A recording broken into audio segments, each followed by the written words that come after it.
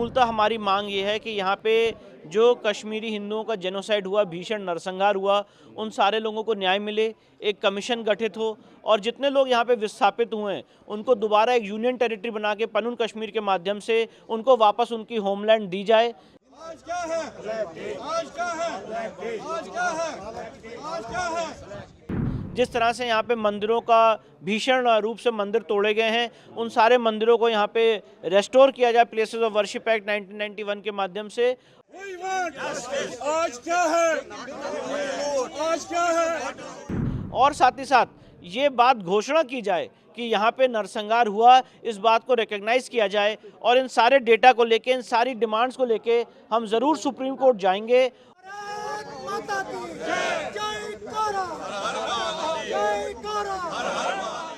आज 13 जुलाई है। 13 जुलाई 1931 को जो कश्मीर को आज के हिसाब से पेश किया जा रहा है वो बिल्कुल गलत है। आज के दिन वहाँ कश्मीरी पंडितों को और जहाँ जम्मू के जो बिजनेसमैन हैं उनको लूटा गया है, उनके बिजनेस को वेंटलाइज किया गया है, लोगों को 3-3, 4-4 मंजिल से फेंक के नीचे गया।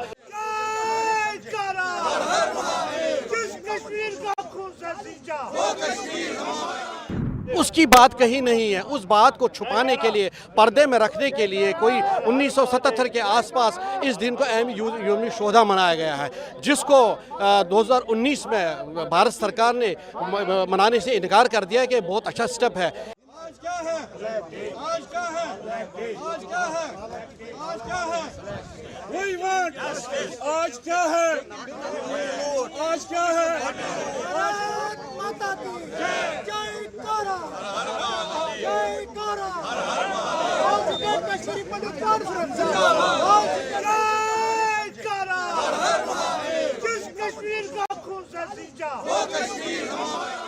देखिए, हम लोग पनून कश्मीर के माध्यम से आज सारे लोग एकत्रित हुए हैं और हम लोगों का एक डिक्लेरेशन भी आज होने वाला है और मूलतः हमारी मांग ये है कि यहाँ पे जो कश्मीरी हिंदुओं का जेनोसाइड हुआ, भीषण नरसंहार हुआ, उन सारे लोगों को न्याय मिले, एक कमीशन गठित हो और जितने लोग यहाँ पे विस्थापित हुए हैं उनको दोबारा एक यूनियन टेरिटरी बना के पनून कश्मीर के माध्यम से उनको वापस उनकी होमलैंड दी जाए।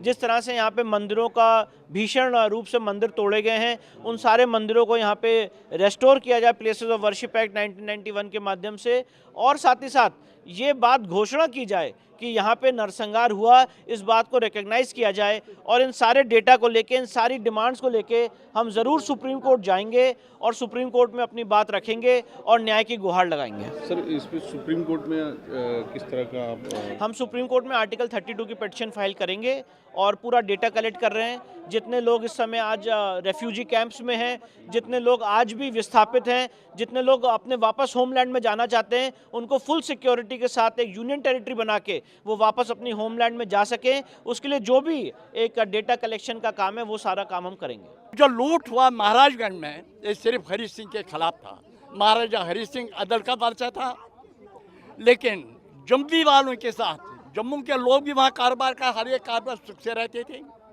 लेकिन इनको वो चाहते नहीं थे क्योंकि इनके मकासद पूरे नहीं होते थे। इसलिए मुस्लिम कॉन्फ्रेंस के बदले पैंतरा बदल दिया।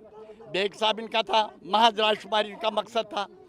सोफी मोहम्मद अकबर बड़ा कार्यकर्ता, लेकिन हमें उसका भी आदर है, वो अपने मौक़िफ़ से बदला नहीं। उसने शेख साहब को छोड़ा क्योंकि ये नेशनल कॉन्फ्रेंस बन गए पॉलिटिकल मकसद के लिए, गुजार के लिए। इसलिए आज के दिन ही हरी सिंह स्ट्रीट, महा स्ट्रीट वहाँ है जहाँ तो दुकानें काफ़ी हिंदुओं की ही चलती थी। जो महाराजगंज, हरी सिंह महाराजगंज, वहाँ तो सभी लोग कारोबार करते, जम्मू से खास कर लोग आते थे काफ़ी, लेकिन लूट शुरू हुआ वहीं से। गर्ज ये थी कि हरी सिंह का तख्ता बदलने के लिए, और उसमें वही नहीं, उसमें कांग्रेस की भी जिम्मेदार थी, उनके पीछे कांग्रेस भी थी, लेकिन इतिहास बदल गया। अब हरी सिंह ने रिपल्स करना था, कुछ चाय की बोरियां लेकर भाग रहे थे, गोली चली तो मर गए। तो लूट शुरू हुआ। बट लूट का दिन इसे बट कहता नहीं है, इसे बट लूट का दिवस कहते थे। बट मैंने हिंदू कश्मीरी पंडित को बट कहते थे, उनका लूट का दिवस उसी दिन से शुरू हुआ। तो एहतजाज हमने शुरू किया। अब 1990, 1986 में मसला मंदिर का तहस नस हुआ। मुफ्ती साहब तो खास कर उस पर उंगली उठती है। आगे बढ़ते गए 90 का ये एग्जोडस एक दिन का नहीं है, 8वीं बार हमारा एग्जोडस हुआ है। लेकिन हम जहाँ भी खड़े रहें वहाँ हम खड़े रहते हैं।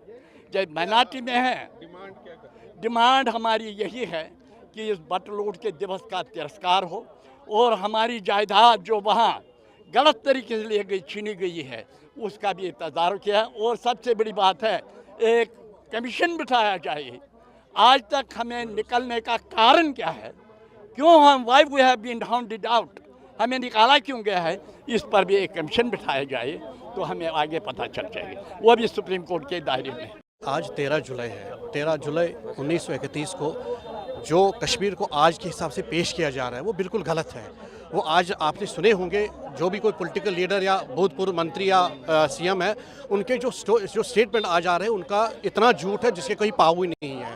आज के दिन वहाँ कश्मीरी पंडितों को और जहाँ ये जम्मू के जो बिजनेसमैन है उनको लूटा गया है, उनके बिजनेस को वेंटलाइज किया गया है, लोगों को 3-3, 4-4 मंजिल से फेंक के नीचे गया।